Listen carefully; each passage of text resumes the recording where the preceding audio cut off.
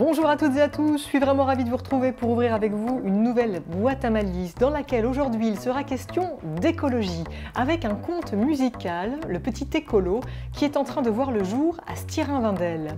Nous partirons ensuite en balade dans les rues de Metz où les vitrines des bars et des restaurants se sont transformées en galeries d'art. L'art qui sera également au rendez-vous ce week-end encore à l'occasion de parcours d'artistes. Les amoureux du 7e art ne seront pas en reste puisque vous pourrez faire le plein de films grâce à la fête du court-métrage. Enfin, très utile, vous apprendrez à faire disparaître des tasses avec Tom et le Lord, les rois de l'escapologie. Mais tout de suite, faisons un saut dans les années 60, direction Sérémange-Erzange, pour y retrouver Guido. Guido dont les aventures se poursuivent dans Tête de nœud, le nouvel ouvrage de Roland Marcuola, paru aux éditions L'Harmattan. On en parle tout de suite. Bienvenue dans la boîte à malice.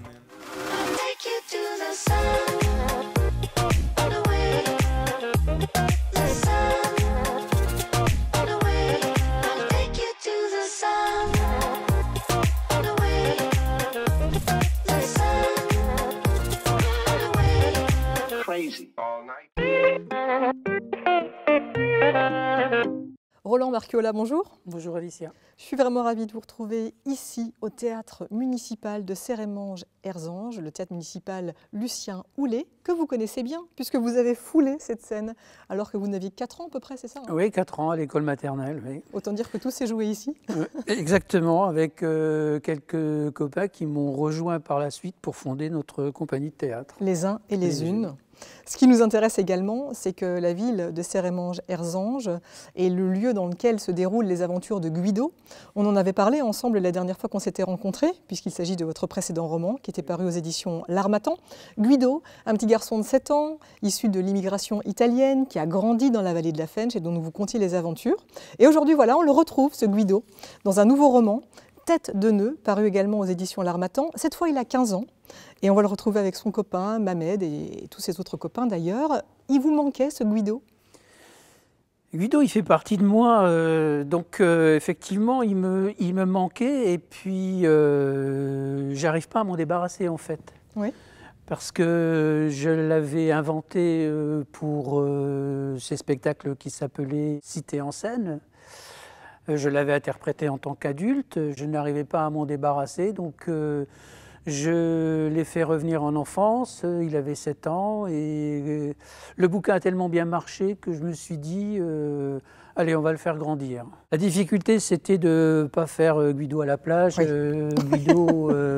Guido à la ferme, voilà, donc je l'ai fait grandir, il a désormais 15 ans. Il a déménagé, il habite plus tout à fait dans le même quartier, puis voilà, il lui arrive d'autres choses. Oui. Et il a notamment un super copain, son copain à la vie, comme il le dit, qui s'appelle Mamed, qui est surnommé d'ailleurs Tête de nœud. Et avec lui, effectivement, vous convoquez, à travers ces personnages-là, l'amitié, je le disais, à la vie. Vous convoquez également l'amour et la musique, avec notamment une intervention des Beatles. On peut dire qu'ils font partie du livre à part entière, hein, sont des personnages à part entière du livre. Est-ce que la musique a été peut-être le point de départ aussi de cette écriture? Est-ce que c'est elle qui vous a guidé? La musique, elle fait partie de ma vie. Il le dit d'ailleurs, il le dit au tout début du roman, Guido, quand il parle de sa mère, ça chantait tout le temps à la maison. Donc comme pour tous les personnages, je me suis servi de ce que j'avais vécu moi-même, ce que je connais le mieux, même si Guido, ça n'est pas moi du tout, même si les personnages sont tous fictifs, ils ressemblent tous plus ou moins à des gens que j'ai croisés. La bande-son de ma vie, c'est les Beatles, c'est Brassens, c'est Boris Vian, c'est les années 60, c'est ce que chantaient les yéyés, les yéyés, c'est ce que chantait aussi ma mère, que ce soit Tino Rossi, Edith Piaf, tous ces gens-là. Tout ça, j'avais envie de le mettre sur le chemin de Guido. Guido, finalement, à l'écoute d'une chanson des Beatles, va être complètement transformé au point de vouloir monter un groupe de rock avec les copains. Et on va dire que c'est vraiment pas sans conséquence pour lui, parce que tout au long de l'histoire, il va s'en passer des choses. Oui, oui. Ce qui me ressemble dans la démarche de Guido, c'est le fait d'avoir envie de faire de la musique. Moi, ça m'a pris à peu près au même âge que Guido. Et effectivement, la baffe qu'a constituée l'arrivée des Beatles, ça m'a donné envie de faire comme eux. comme toute cette génération d'ailleurs, comme toutes ces générations. Sauf que moi, c'était pas She Loves You, c'était rock and roll music. Roland, ici, c'est la rue de Guido, c'est là qu'il a grandi. C'est là qu'il a grandi, c'est là où j'ai grandi moi-même. On a beau dire que Guido, ça n'est pas moi. Il se trouve que je me suis inspiré de ces lieux-là pour le faire exister, peut-être pour me faire réexister, oui. Je ne sais pas. Ou comme dirait quelqu'un, pour avoir juste un brin de comme avant. Et donc voilà, c'est ici qu'il jouait au foot, enfin qu'il essayait de jouer au foot, c'est ici qu'il a connu sans doute Jeannette, qu'il a connu ses amis. On pouvait jouer au milieu de la rue, ce qu'on ne peut plus faire aujourd'hui. Voilà, les enfants étaient toujours dehors, il n'y a plus cette vie qu'il pouvait y avoir dans tous ces quartiers. Et c'est la vallée de la Fensch aussi. Dans Guido, on parlait beaucoup, en tout cas vous parliez beaucoup de la sidérurgie. Et puis des usines alentours. Ici, on en parle moins, mais on parle justement de l'immigration, on parle de Mohamed, d'origine maghrébine, on parle de Guido aussi, et puis on parle de racisme. Oui, on parle de racisme. Comme je l'ai déjà dit, c'est ici que tout se mélange. C'est ici qu'on apprend à vivre les uns avec les autres, qu'on apprend comment on cuisine les autres. C'est très important. Voilà, tout ça c'est la tolérance. C'est la tolérance. C'est la tolérance sans leçon. C'est-à-dire que tout se fait d'évidence. Mohamed, c'était mon copain à la vie, Le premier qui disait du mal de lui prenait mon poing dans la gueule. Pas que j'ai été du genre bagarreur, au contraire. Physiquement, je n'avais pas les moyens avec mon 1,55 m. Mais ce gars-là, tu n'y touchais pas. Jamais même tu ne t'amusais à le regarder de travers. C'était le premier qui était aussi nul que moi au foot. Voire pire, ça crée des liens. On était des copains de touche. C'est là qu'on était le mieux, lui et moi. Sur la touche, c'était notre place. Moi, parce que si j'étais sur le terrain et que tu me faisais une passe, tu avais aussi vite fait de donner le ballon directement au camp d'en face. Lui, parce qu'il avait eu la polio quand il était petit et qu'il avait une merde à son pied droit. Je ne sais pas quoi au juste, sa jambe était plus courte. On lui avait mis une semelle grosse comme un dictionnaire pour équilibrer. Il boitait. Le foot, il avait essayé une fois et même le ballon n'avait rien compris. Là, vous nous parlez, avec les mots de Guido, qui est un adolescent. Il y a toujours chez vous cet amour du langage, ce jeu avec les mots que vous cultivez et qui fait qu'on passe des moments merveilleux. Et lui, ces mots, finalement, ils sont très maladroits, mais ça en devient hyper poétique. C'est aussi pour ça que j'ai voulu le faire grandir. J'ai eu envie, avec l'âge qu'il avait d'adolescent, d'aller vers une autre écriture. C'est la raison pour laquelle le troisième épisode sera aussi complètement différent au niveau de l'écriture. Ce sera une autre vision, ça sera la vision de Jeannette qui sera adulte. Et pour l'auteur, c'est un exercice qui m'empêche de me répéter aussi. Oui. Vous avez évoqué Jeannette, et c'est vrai que les femmes ont toujours une place importante dans vos romans. Il y a Jeannette ici, il y a Agnès, et donc une grande part qui est consacrée à l'amour, avec un grand A. Oui, c'est comme la musique, ça fait partie de la vie. C'est très très important. Donc finalement, amour, amitié, musique, ça serait un peu la recette de Tête de nœud ? C'est la recette de tous ceux qui écrivent et qui donnent dans l'artistique. C'est-à-dire que Brassens le disait, il n'y a pas 36 sujets. Hein. La vie, l'amour, la mort, il n'y a pas 36 sujets. Peut-être pour terminer, comment vous convaincriez les téléspectateurs, si ce n'est déjà fait? Je suis sûre qu'ils l'ont déjà commandé, là, ils sont déjà en train de le faire sur Internet. Bien sûr. Comment vous les convaincriez si ce n'était pas le cas d'acheter Tête de nœud? Comment vous le résumeriez ou qu'est-ce que vous auriez envie qu'on en retienne? Ce que les retours me disent, c'est qu'on passe un bon moment.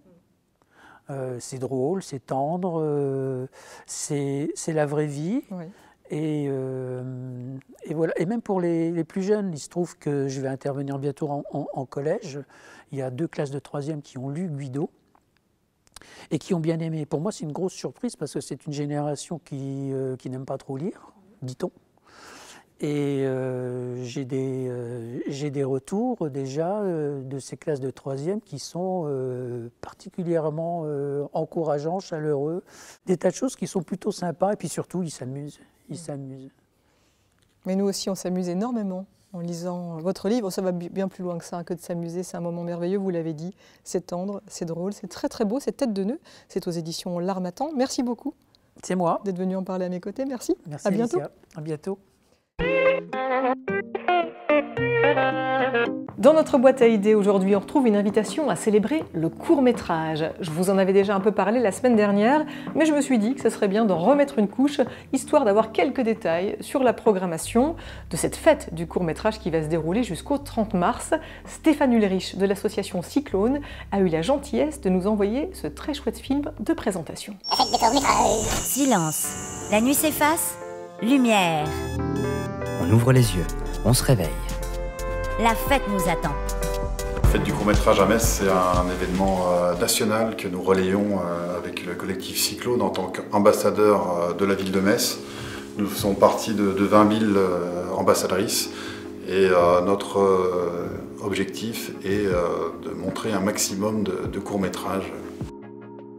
Cette année, en vous inscrivant sur lafêteducourt.com, nous vous invitons à découvrir la galaxie du court-métrage. Vous pourrez y découvrir pour vous et vos proches et toute la famille 150 films des plus originaux. Si la situation l'avait permis, nous aurions diffusé des films à la UCL Metz, à l'Agora, à l'Aérogare ou au Cinéma Union et dans de nombreux cinémas mosellans. Nous avons dû nous réadapter. Le samedi 27 mars, nous proposons un événement en ligne qui sera spécifique à Metz dans le but de mettre en valeur les réalisateurs régionaux et d'autres réalisateurs que nous avons rencontrés sur notre parcours. Le principe a été de former ces jeunes qui vont réaliser l'émission sur des stages d'éducation à l'image. Et nous avons continué ce stage en initiant ces jeunes à la réalisation en direct. Cette émission a pour but de mettre en valeur les réalisateurs locaux, donc des plus jeunes étudiants qui s'essayent à la réalisation. On retrouve l'essence pure du drift, c'est-à-dire tu fais ça vraiment pour le kiff. Nous avons aussi sélectionné des films de qualité internationale, puisque nous avons invité Stéphane Bellini, un réalisateur messin qui réalise des films à l'international et qui a la chance de gagner des prix. Nous voulons montrer que nos réalisateurs ont du talent. C'est la fête qui court vers nous. Du 24 au 30 mars, la fête du court-métrage partout en France. Et même chez vous.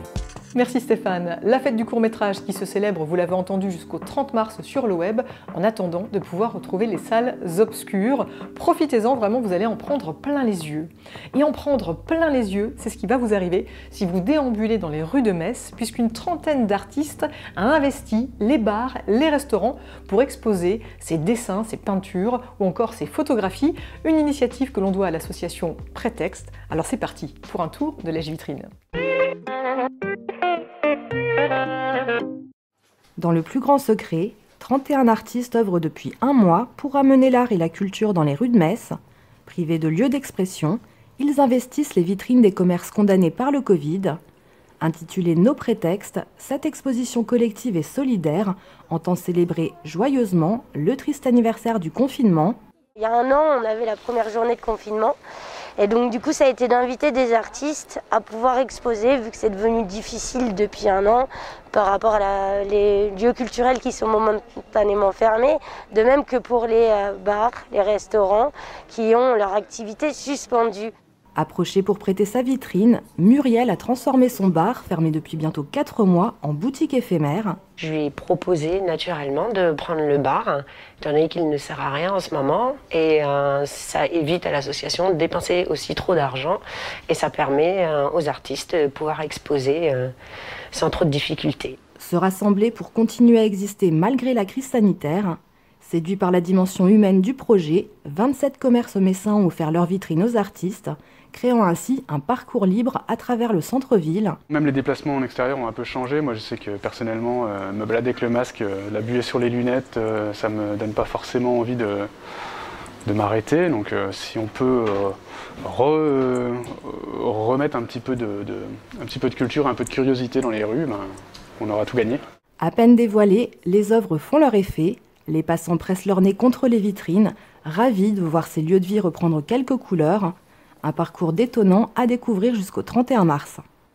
Un reportage signé Fanny Bragard. Alors maintenant à vous de déambuler dans les rues de Metz et de vous laisser surprendre. Ça fait un bien fou, on est au grand air et c'est extra. Et ce qui est extra également, c'est que vous allez pouvoir prendre une dose d'art supplémentaire en profitant de Parcours d'artistes qui est de retour, avec encore ce week-end l'occasion d'aller pousser la porte des ateliers des artistes, de les rencontrer en chair et en os et de partager un bon moment avec eux.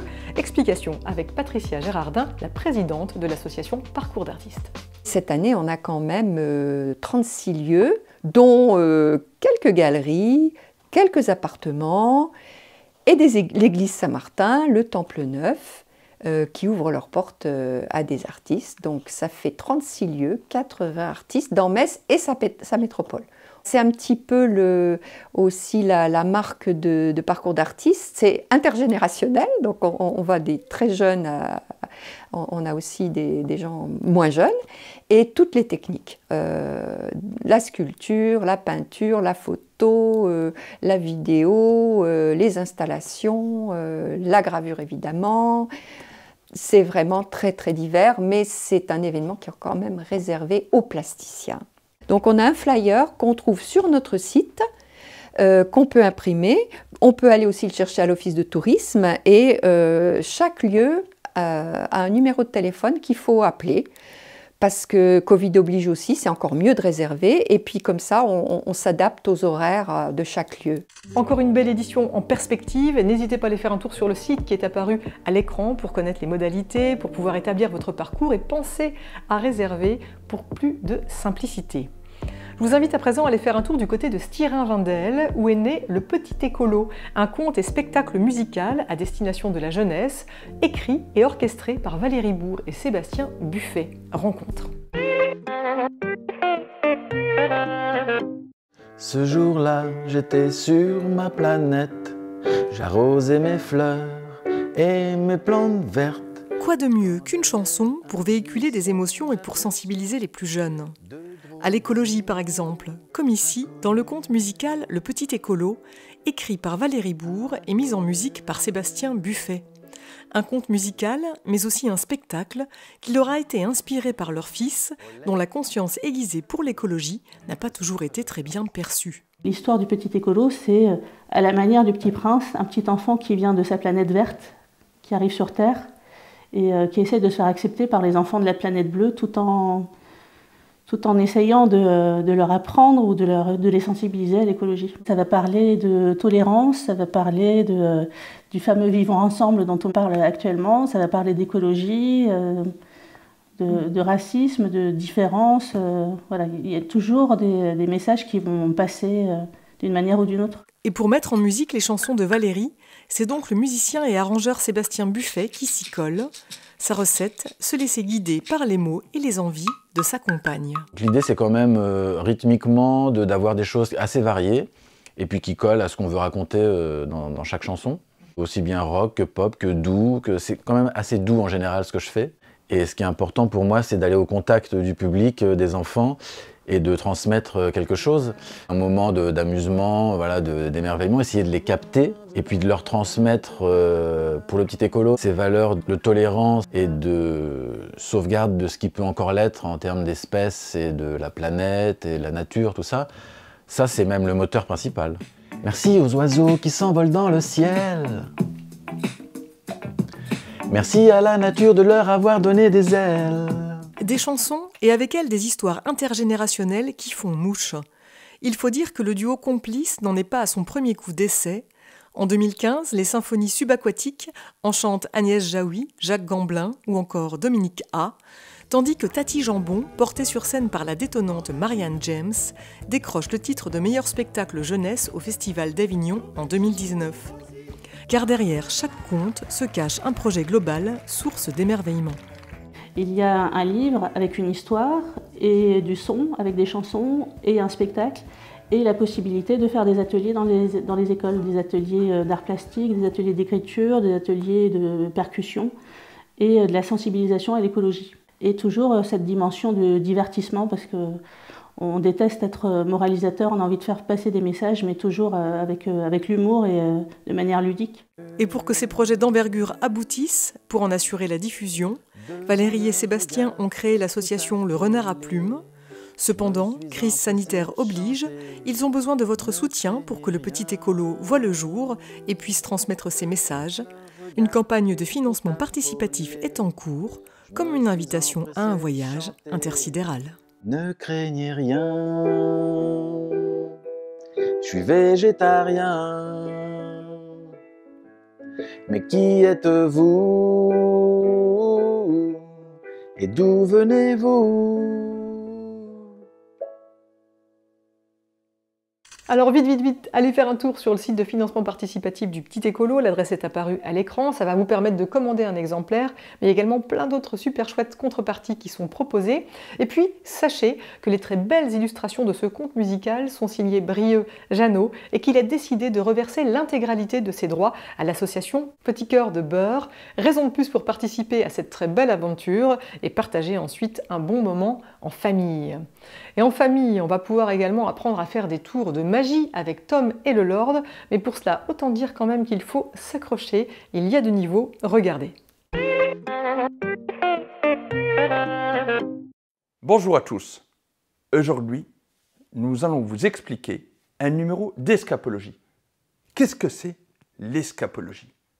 C'est l'art de l'évasion. Et voici le fameux tour de la tasse de Houdini. Nous allons utiliser un mouchoir dans lequel nous avons fait un trou ici et un lacet pour emprisonner la tasse. On passe ce lacet dans l'anse de la tasse comme ceci et ensuite nous allons passer les extrémités du lacet dans le mouchoir, dans le trou plus exactement. Regardez bien, et d'une passe magique, la tasse va s'évader. Hop là, c'est fait.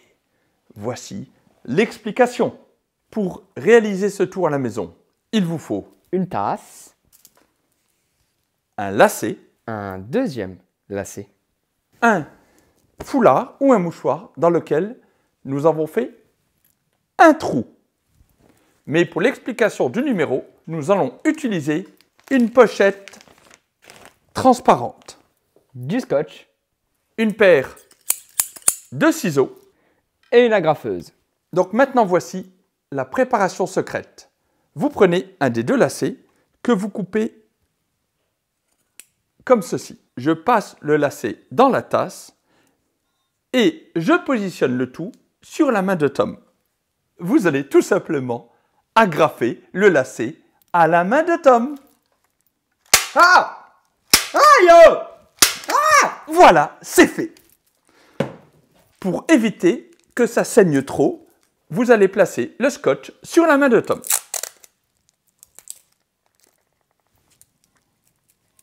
Et en fin de compte, vous l'avez compris, on obtient ceci. Donc maintenant, voici comment libérer ce lacet de l'anse de la tasse. Je passe le lacet dans l'anse de la tasse et sous l'index de Tom. Je tiens comme ceci, et là, j'égalise les deux, et quand j'égalise les deux,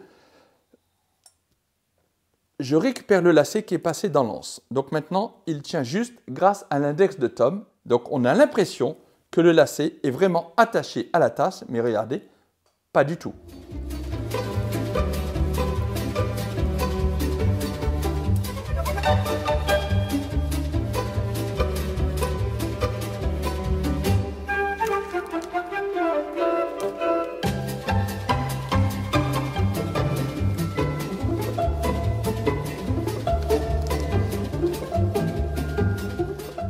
Maintenant, vous pourrez le refaire à la maison. Et oui, je ne cesse de le dire, ces deux-là sont vraiment foudingues. Suivez-les sur Instagram et retrouvez-les tous les 15 jours dans la boîte à malice. Une boîte à malice qu'il est d'ailleurs l'heure de refermer. On va le faire comme toujours en musique, avec l'auteur-compositrice-interprète messine, Louise Elie, qui vient tout juste de sortir son premier album, Ancrage. On aura l'occasion d'en parler dans cette émission très bientôt avec elle. Mais en attendant, découvrons son deuxième single, Déserteur. Allez, bye bye. Rendors-toi dans tes silences désespérés. Regarde-toi, pourquoi tu songes à déserter? Tu n'as pas les épaules. Tu n'as pas les épaules pour renoncer avant que tes échecs s'abreuvent d'infime poésie. Tu n'as plus le même rôle qui soutenait souvent les déboires de l'enfant qui jamais assouvi s'éteignait peu à peu avant que les rencontres résument peu à peu tout ce qui pour toi compte. Réveille-toi, tu laisses filer au loin tes chances d'exister. Détrompe-toi, l'ivresse passée ne cachera plus les leurs de ton courage. Tu n'as pas les épaules. Tu n'as pas les épaules pour secouer en toi les flacons d'insouciance qui se faufilent et luttent. Tu distances d'en bas, décidé et soumis, les fragments de vie pleine au rôle de tes amis. Tu n'as pas les épaules. Tu n'as pas les épaules